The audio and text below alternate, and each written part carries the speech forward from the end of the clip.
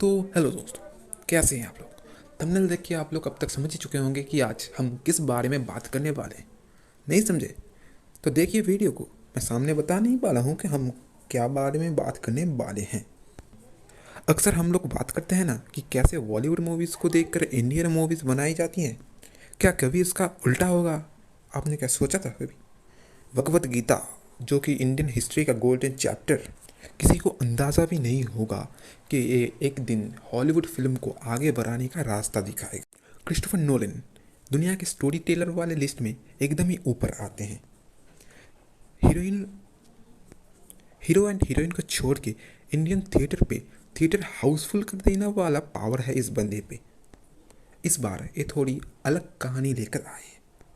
ये फिल्म ना ही super hero वाली कहानी होगी, ना ही सुपर पावर वाली।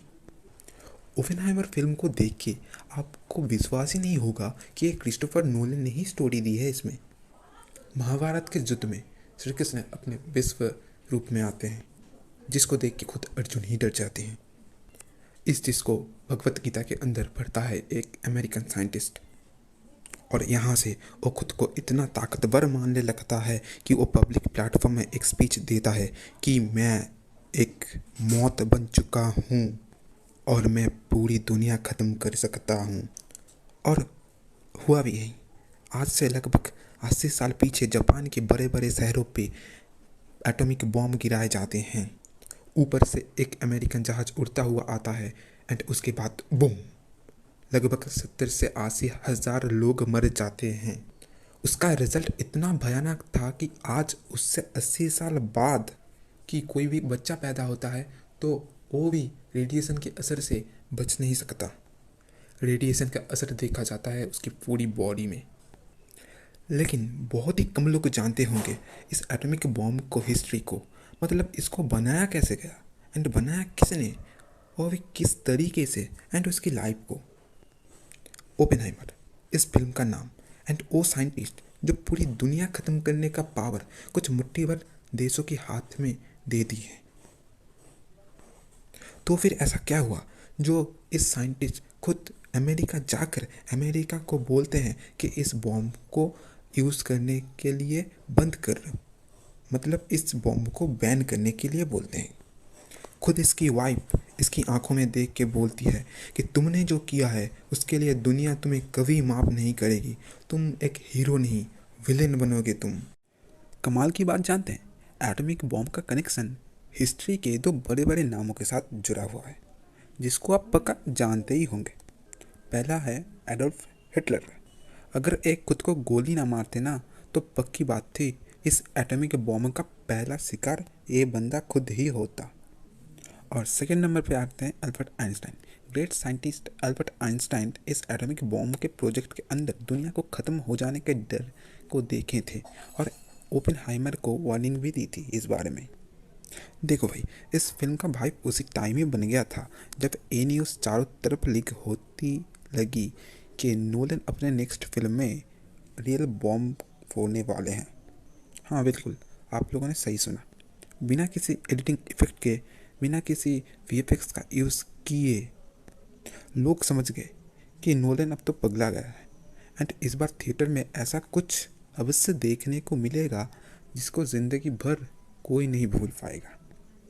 देखो, मैं आपको ज़्यादा ऊंचे ऊंचे लंबे लंबे चौड़े चौड़े सपने नहीं दिखाऊंगा, क्योंकि ये फिल्म एक्चुअल में ऐसी नहीं है कि जैसे आप लोग सोच रहे होंगे। आप टिकट खरीद रहे हो थिएटर के अंदर एटॉमिक बॉम्ब को फील करने की सोच लेके कि उसका धमाका कितना बड़ा एंड कितना खतरनाक होगा, इस बात को फील करने के लिए। एक्चुअली बोलूँ तो फिल्म हिरोशिमा एंड नागासाकी के बारे में है ही नहीं। इस फिल्म का पूरा स्टोरी एंड फोकस दोनों ही ओपेनहाइमर की तरफ ही है। नोलन इस बार कोई एक्सपेरिमेंटल मूवी नहीं दिखाएंगे आपको कि ऐसा हो रहा है वैसा हो रहा है। नहीं नहीं, ऐसा नहीं होगा। ये एक पूरी तरह से बायोपिक फिल्म है जिसको 50% एक रूम ड्रामा की तरह ही प्रेजेंट की गई है। अरे भाई, जिस इंसानों के हाथों में लाखों लोगों की जान चली जा रही है उसकी लाइफ में तो कंट्रोवर्सी तो होंगी, ये तो पक्की बात है ना। हाँ, तो यही बात है, यही स्टोरी ही दिखाई गई है इस फिल्म में। एटॉमिक बॉम्ब इस लाइफ का 2 से 3% हिस्सा ही है, बट 98% स्टोरी आपको एक बायोपिक ड्रामा की तरह ही दिखाई जाएंगी, जो काफ़ी लोगों को बोरिंग भी लग सकती है। और भाई ज़रा फ्रैंक सी बोलूँ तो अगर आपको फिजिक्स, केमिस्ट्री, हिस्ट्री में ज़रा से भी इंटरेस्ट नहीं है ना, तो ये फिल्म आपके सिर से 5 फीट ऊपर से ही जाएगा। बट पिछली वाली फिल्म की तरह आप लोगों को ज़्यादा दिमाग उतना नहीं लगाना पड़ेगा। सिंपल है बट साइंटिफिक है।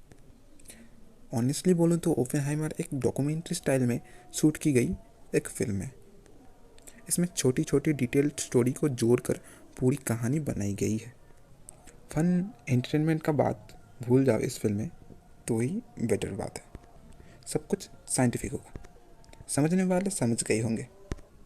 तुम खुद ही सोच लो, तुम्हारी क्लास में हिस्ट्री पढ़ाई जा रही है, मज़ा सिर्फ उसको आएगा ना जो इंटरेस्टेड है, और बाकी लोग तो जिंदा लाश बन चुके होंगे। पर्सनली बोलूँ तो बहुत सी कंट्रोवर्सी के होने के कारण कभी कभी मुझे भी बोरिंग फील हो गई है।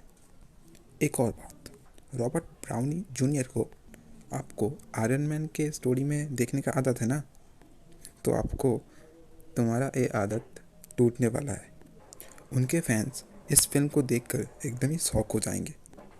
इस बात को क्रिस्टोफर ने एक बिल्कुल ही छुपा के रखा है। फिल्म में रॉबर्ट डाउनी जूनियर एकदम ही एक जोकर कार्ड की तरह है। फिल्म में इसको कभी कॉमेडी सीन में, कभी साइंटिस्ट वाले दिमाग एंड क्लाइमैक्स में कोल्ड विलेन की तरह देखा गया है। अगर स्मार्ट शॉर्ट में बोलूँ तो एक स्मार्ट एविल। एक और अच्छी बात, किलियन मर्फी अपने कैरेक्टर में बहुत ही अच्छे लग रहे हैं।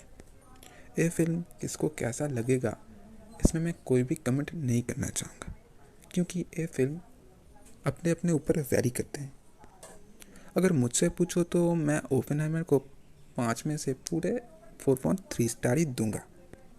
पहला स्टार, एटॉमिक बॉम्ब को थिएटर में यूज़ करने का आइडिया, इससे बढ़कर कुछ हो सकता है क्या। दूसरा, फिल्म को देखने के बाद खुद में ही थोड़ी कंट्रोवर्सी चलेगी कि जिसका फिल्म देखा वो हीरो था या फिर एक विलन। तीसरा, परफॉर्मेंस, किलियन मर्फी का ओपेनहाइमर की कैरेक्टरिस्टिक्स परफॉर्मेंस बहुत ही ऑसम है।